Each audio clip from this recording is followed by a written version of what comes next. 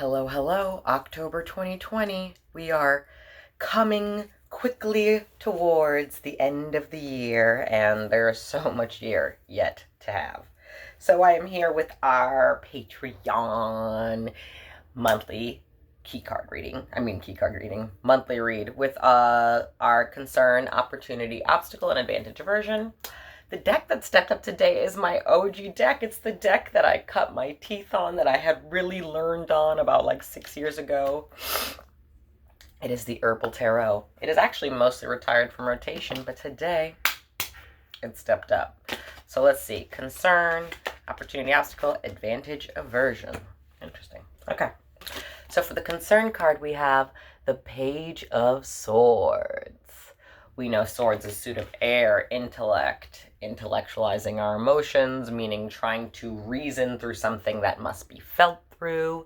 And of course, the conversation, the negotiation with the negative ego back to neutral or even to positive, where you can get it there. Page of Swords, pages are messengers. So, October, the veil is thin. We know we have Samhain and Day of the Dead, Dia de los Muertos, and then we also have All Saints Day. And those are the last weekend of October. And so messengers of truth, we need to really recognize that. There's going to be a lot revealed in this month up to what is the election in the United States.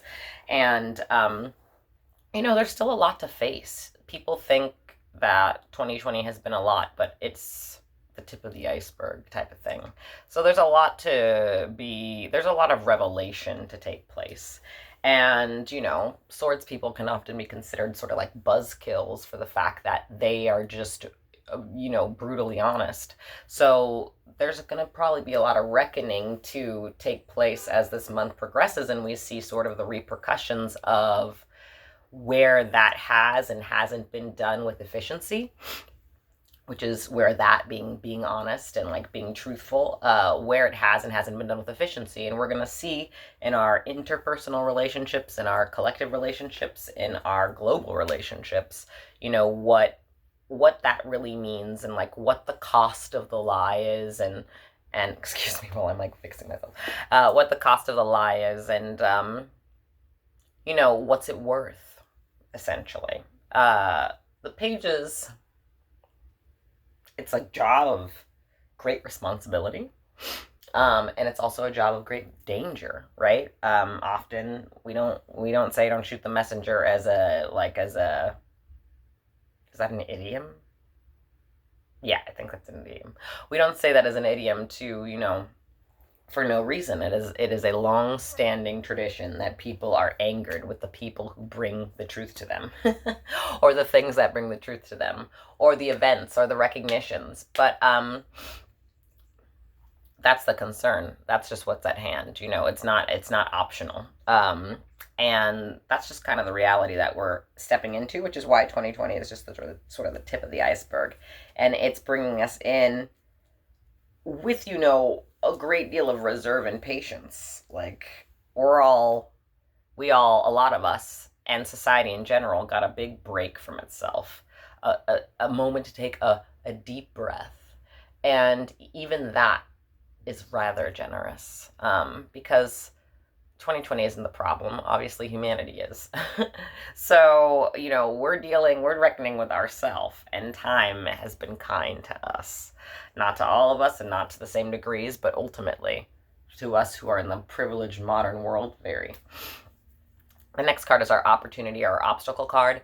It is the thing on the outside that we can use as a stairway to heaven, or an escalator, or an elevator. Let me not be ableist. Or it can be used as a, blockade. Something to keep you from what you want. We have the Six of Wands at the ready. Okay, so we have fire, personal development, aspirations, feet to the fire, fire under our ass, how we see ourselves versus how the world sees us, and whether these are images that are askew or in balance. And the Six of Wands, I think, is about,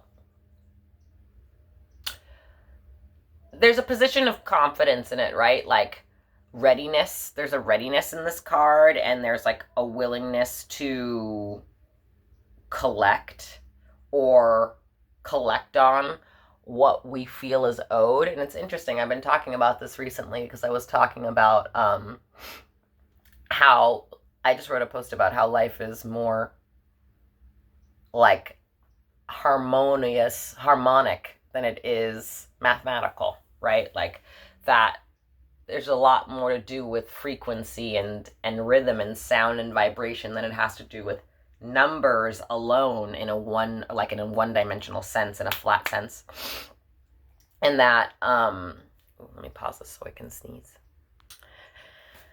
Yeah, and so because people are thinking of time in this like linear framework, there's all this bookkeeping going on, like ledgers, you owe me this, you owe me that. So I think there, along with the truth coming out, are going to be a lot of people calling for blood, and calling for debt collection, and wanting to be answered to. People will also be calling for justice, but people are always calling for justice in an unjust world. So like we never have to suspect that is not taking place somewhere in some aspect of the world, and therefore somewhere in some aspect of ourself, because we are each a reflection of what is allowed to take place here. And so with the Six of Wands, there is definitely something to be said about reward and comeuppance and like things that we want to gain coming to fruition, but it can also speak to bloodletting and I'm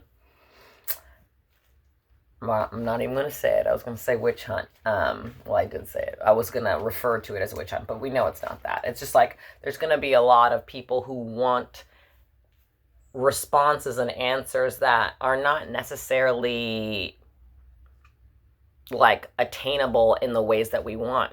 People want things very rapidly, want rapid responses to long standing grievances. And the concern with that is more or less that like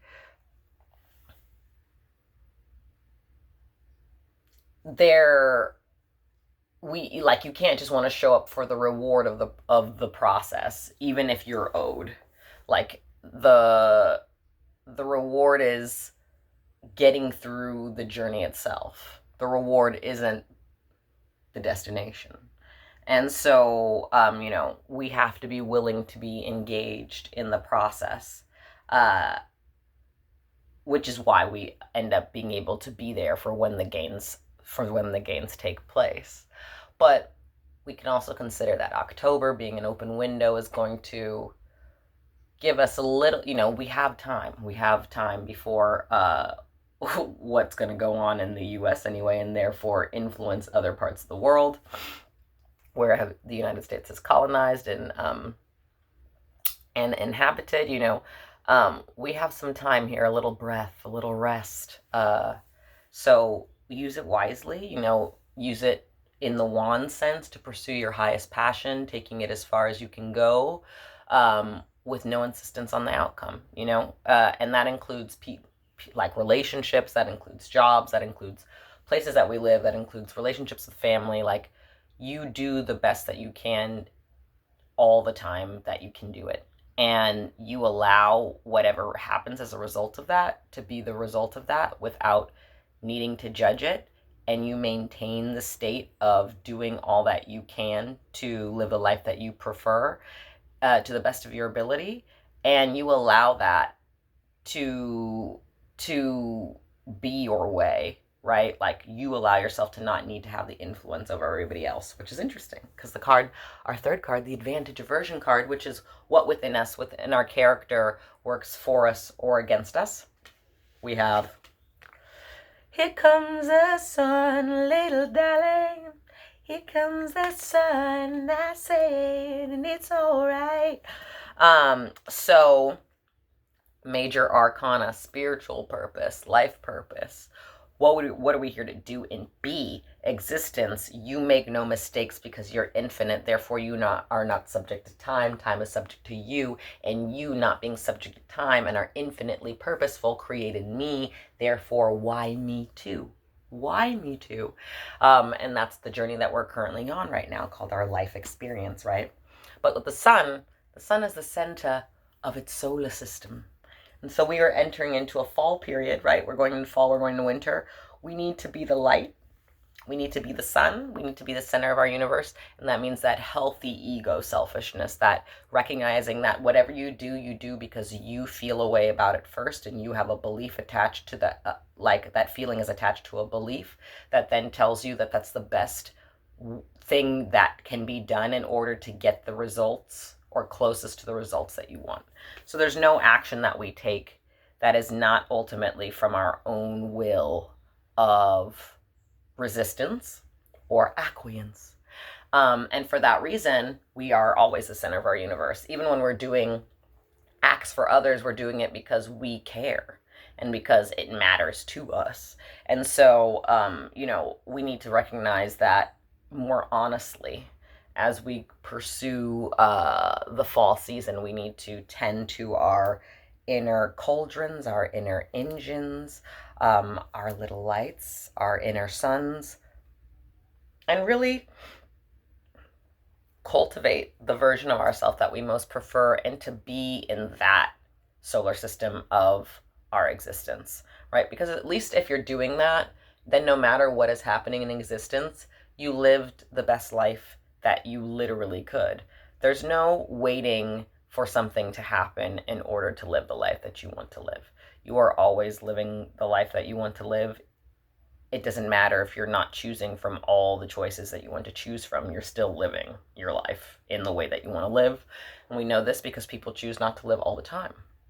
And I highly do not recommend that, since life is infinite. There's no going away from yourself, even though there may be going away from the body. And death is inevitable, so what's the rush? But let us really cultivate a healthy ego going into the fall, into the winter, where we recognize that, we are the center of our solar system. And so it's not other people's jobs to, empower us. It's our work to tend to ourselves, to revolve around ourselves, and it's other people's work to revolve around themselves. So let's not forget that we are always in partnership with other suns, and that we are just in a never-ending, all-expanding, infinite multiverse of individuals who have as much right to their existence as we do. And so let's not be retaliatory this winter and be, bookkeepers, ledgering and exacting accounts and collecting debts. If we're going to divest from capitalism and cis white heteropatriarchy, then we have to embrace ourselves. We have to accept that there are many different kinds of people, and we need to start minding our own business and tending to our lives regardless of the fuck shit, because involving in the fuck shit just keeps it alive. Involving yourself in the fuck shit just keeps it alive. Obviously, when you do, just return to the center of your universe and keep doing the work that you need to do. I hope this finds you well. I'll see you in November. I'll be sure to do the reading before the 4th. And take care, all. It's wild times.